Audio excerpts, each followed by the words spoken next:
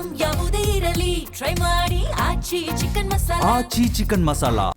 ಹೆಚ್ಚುವರಿ ರೈಲುಗಳ ನಿಲುಗಡೆ ಯೋಜನೆಗೆ ಅಧಿಕೃತವಾಗಿ ಚಾಲನೆ ನೀಡಲಾಗಿದೆ. ಕೇಂದ್ರ ಸಚಿವ ವಿ ಸೋಮಣ್ಣ ಅವರಿಂದ ಹಸಿರು ನಿಶಾನೆಯನ್ನು ತೋರಲಾಗಿದೆ. ನಾಯಂಡಹಳ್ಳಿ ರೈಲ್ವೆ ನಿಲ್ದಾಣದಲ್ಲಿ ಕಾರ್ಯಕ್ರಮವನ್ನು ಆಯೋಜನೆ ಮಾಡಲಾಗಿತ್ತು. ಇಂದು ನನಗೆ ಭಾರಿ ಸಂತೋಷವಾಗಿದೆ ಅಂತ ಹೇಳಿ ವಿ ಸೋಮಣ್ಣ ತಿಳಿಸಿದ್ದಾರೆ. ಪ್ರಧಾನಿ ನರೇಂದ್ರ ಮೋದಿ ಅಶ್ವಿನಿ ವೈಷ್ಣವ ಅವರಿಗೆ ಧನ್ಯವಾದವನ್ನು ತಿಳಿಸಿದ್ದಾರೆ.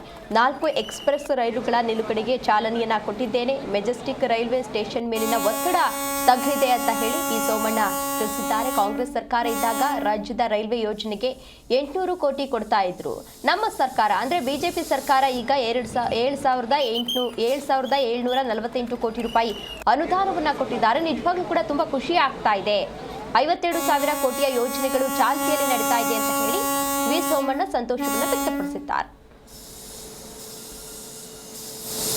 ತಮಿಳುನಾಡಿನಿಂದ, ಹುಬ್ಬಳ್ಳಿ ಧಾರವಾಡದಿಂದ, ಬಾಗಲಕೋಟೆಯಿಂದ ಮತ್ತೆ ಪಂಡ್ರಾಪುರದಿಂದ ಗುಲ್ಬರ್ಗ ಪ್ರಯಾಣಿಕರಿಗೆ ಎಲ್ಲವೂ ಕೂಡ ಹಂತ ಹಂತವಾಗಿ ಪ್ರತಿಯೊಂದನ್ನು ಕೂಡ ನಾವು ಆಗ್ತದೆ ಟೈಮ್ ಒಂದು ಕೂಡ ಹಾಕೋದಕ್ಕೆ ಅಧಿಕಾರಿಗಳಿಗೆ ನಾನು ತಿಳಿಸ್ತೀನಿ.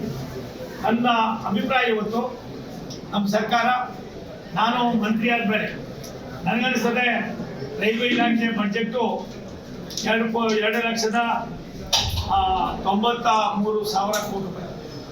ಕರ್ನಾಟಕಕ್ಕೆ ಒಂದು ಕಾಲದಲ್ಲಿ UPA ಗೌರ್ಮೆಂಟ್ ಇದ್ದಾಗ 800 ಕೋಟಿ ಕೊಡೋರು. ನಮ್ಮ ಸರ್ಕಾರ ಬಂದ ಮೇಲೆ ಎಲ್ಲ ವರ್ಷದಲ್ಲೂ ಕೂಡ ಈ ಸಾರಿ ನಮಗೆ 7,748 ಕೋಟಿ ಕೊಟ್ಟಿದ್ದಾರೆ. ಇವತ್ತು ಅದರದಿನ 52,000 ಕೋಟಿ ರೂಪಾಯಿ ತೆಗೆದುಕೊಂಡು ನಡೀತಾ ಇದೆ. 3,840 ಕಿಲೋಮೀಟರ್ 51 ಹೊಸ ರೈಲ್ವೆ ಯೋಜನೆಗಳು ಪ್ರಗತಿಯಲ್ಲಿವೆ. 52,000 ಇದು 2014ರಿಂದ 99% ವಿದ್ಯುದ್ದೀಕರಣ ಆಗಿದೆ. ಇದು ಒಂದೇ 1% ಆಗಬೇಕಾಗಿದೆ. ಹಿಂದಿನ ಕಾಲದಲ್ಲಿ ರೈಲು ಬರ್ತದೆ ಅನ್ನೋದು ಗೊತ್ತಾಗೋದು, ಬುಜು ಅಂತ ಆ ಹೊಗೆ ಬರ್ತಾ ಇತ್ತು.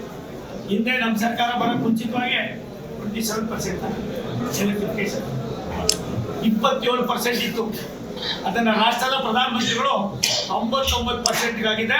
ಈ ವರ್ಷ ಅದನ್ನು 100 ಮಾಡ್ತಕ್ಕಂಥ ಕೆಲಸವನ್ನ ಏನೋ 50-60 ವರ್ಷದಲ್ಲಿ ಆಗಿಲ್ವೋ ಅದೆಲ್ಲವನ್ನು ಕೂಡ 11 ವರ್ಷದಲ್ಲಿ ಮಾಡಿದ್ದೀವಿ. ತಮಿಳುನಾಡಿನಿಂದ, ಹುಬ್ಬಳ್ಳಿ ಧಾರವಾಡದಿಂದ, ಬಾಗಲಕೋಟೆಯಿಂದ ಮತ್ತೆ ಪಂಡ್ರಾಪುರ